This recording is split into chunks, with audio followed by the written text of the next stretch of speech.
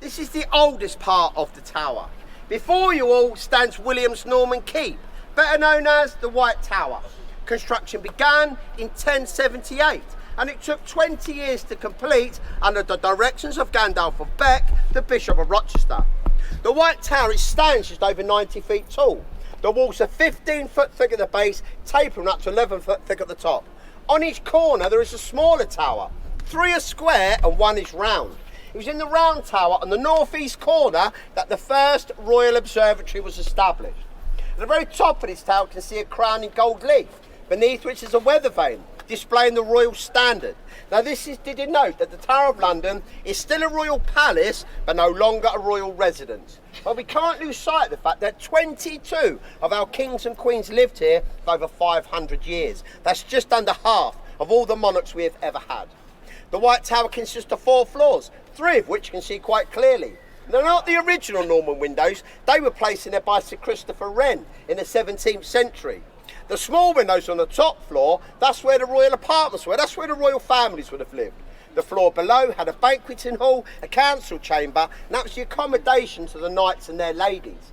On the far side of that floor is the Chapel Royal of St John Evangelist, which is one of the finest examples of a Norman chapel in England today. The large windows right behind me, that's to accommodate servants, soldiers and retainers. There is a floor partially below ground that you cannot see. Now this is mainly for stores and provisions, but it did have a much more sinister use as a dungeon and a torture chamber. Now to keep that theme running through to today, we've turned it into a shop you've all got to walk through later. You want to hear the screams of the parents when they see the prices, some of the stuff down there in Spain. So just to my left over there you can see some cages. Now that's the homes of the Tower Ravens. Now during the reign of King Charles II, astrologers working in the Royal Observatory in the northeast corner, they complained to the king as to the noise and the mess that the ravens were making.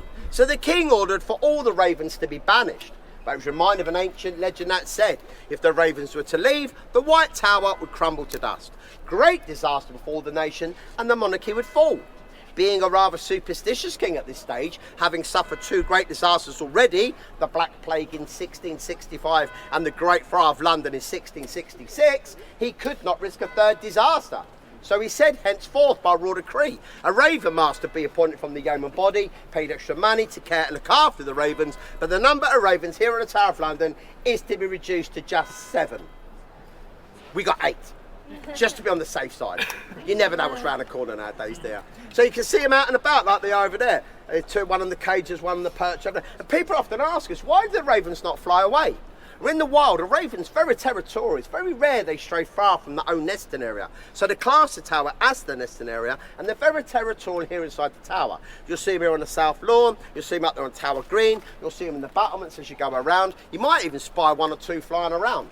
But another good reason why the ravens don't fly away is in the wild, a raven lives to the age of about 15 to 20. Here at the tower, this lot, they're so well fed and looked after, they actually live into their 30s. We've had a few recording into their 40s.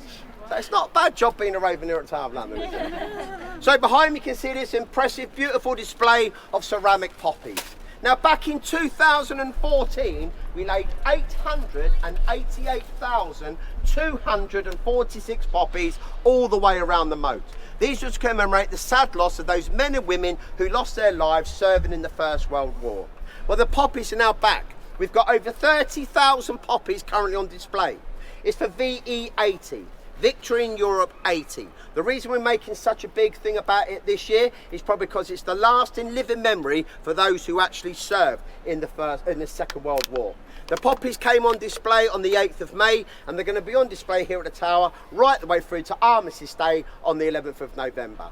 If you live in and around London, keep your eye on the HRP website. Later on in the year, there is an opportunity to have it all lit up, and then you can come into the tower at night time and see the poppies in all their glory, all lit up, which is quite spectacular. I've seen it, it's really, really nice. Happy? Yes. Right, mate, follow me.